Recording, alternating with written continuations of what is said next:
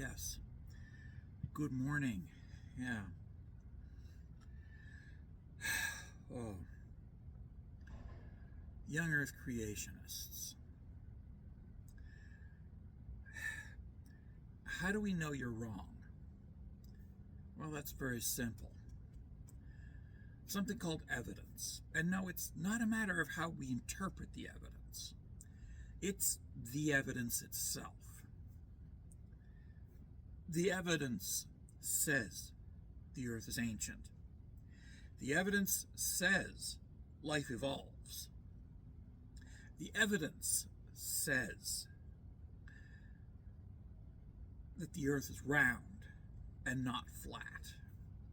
The evidence anyone can test, is not about interpretation. It's about how you choose to spin the evidence, or to completely disregard it, or to carefully edit it, cutting out those parts that you don't like. But the Earth is ancient. The Earth is 4.5 billion years old, in a solar system that is 5 billion years old, in a universe that is almost 14 billion years old. I want you to think about that. The Earth is not the oldest thing in the universe. It's not even the oldest thing in the solar system.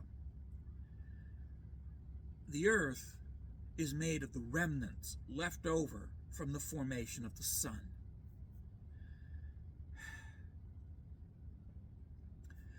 That's your first problem. The Earth is ancient. It was not created as the first thing in the universe. It is a comparative latecomer.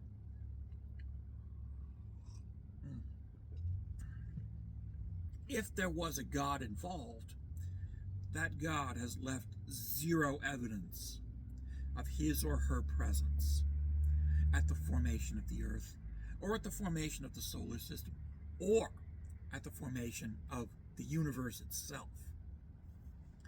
That God has left zero evidence. So there's your first problem.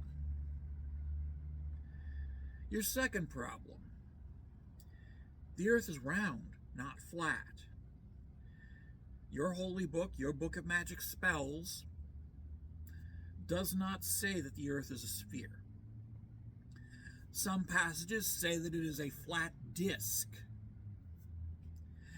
Others say that it is a flat square table. But they all agree that it rests on pillars, and that the sky is a solid object, and that you can see from one side of the Earth to the other, one edge of the Earth to the other. That is what your magic book of fables says. There you go. And finally, evolution happens. It has been observed. It has been documented. It has been tested. It has also been manipulated. Evolution has been manipulated for human purposes. Look up Norman Borlaug, the man who gave us modern crops. How did he do it? He manipulated evolution to create new, high-yield versions of old crops. Rice, wheat, soybeans, yeah. If you enjoy eating, you can thank Norman Borlaug because, yeah, he's the guy who came up with the modern crops that you consume. And he did this by manipulating evolution, because evolution is a process that can be manipulated by human beings. It is imperfect genetic replication plus selective pressure. And if humans are the selective pressure, well, that's manipulating evolution right there. And to be fair, humans have been manipulating evolution for thousands of years, just with no idea what it was that they were doing. Today we know. Today we understand. Today, thanks to scientific research, we're able to use evolution to create higher yield crops, which are very good for keeping society fed. They are the reason that we did not have a major famine in the late 1970s. They're the reason we did not have a major famine in the late 1980s. They are the reason that we are not in the middle of a war for food. Something to think about.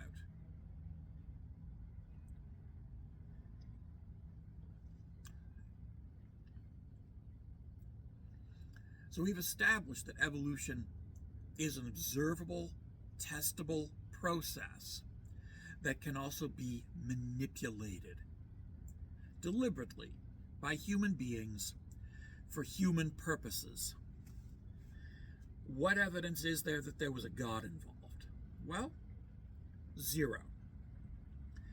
Now, conversely, there is no evidence that there was no God involved. It is entirely possible that there may have been a God or gods involved. But there's no evidence to support this. Myths, legends, and fairy tales don't count. So we have to go with the evidence.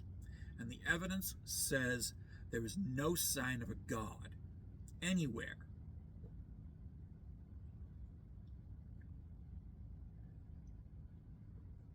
If there is a God hiding in the midst of all this, okay.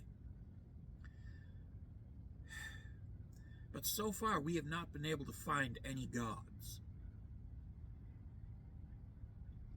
So far, the evidence says that there are no gods. The evidence.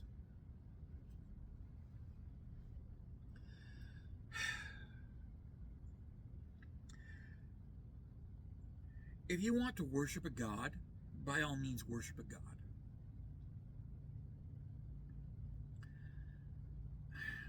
But don't, pardon me, wow, don't try to impose your religion on my kids' schools. Don't try to force my children to convert to your religion. And this goes for all religions. Do not try to force my kids to convert. Keep your religion out of my kids' school.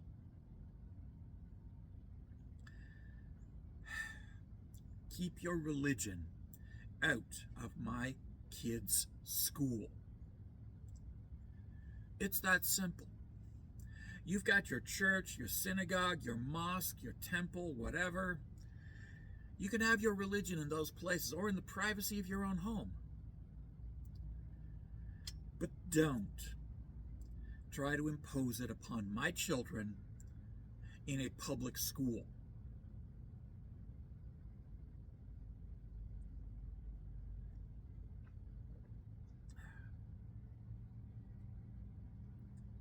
Here's another thing.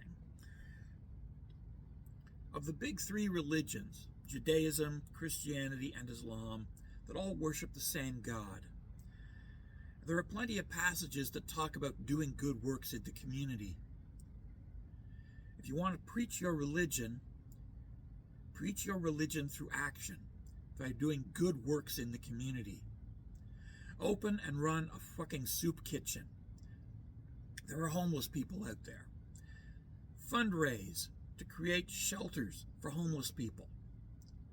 Shelters for abused women fleeing from abusive husbands. Shelters for families whose lives have been devastated by disasters. Fundraise for this purpose. Do that, because your holy books all say that you are supposed to do that. Don't get involved in politics and try to force politicians to force your religion onto our children. Don't do that, because that's not acceptable.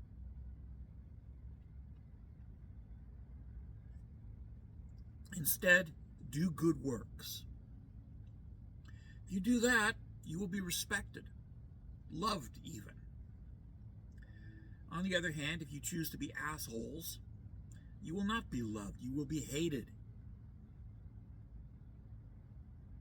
So yes, do good works in the community. And don't be a dick. That's my favorite one. Don't be a dick. Okay. Anywho, I have a busy day ahead. Take care, be well, stay safe, love yous all. Have a good one.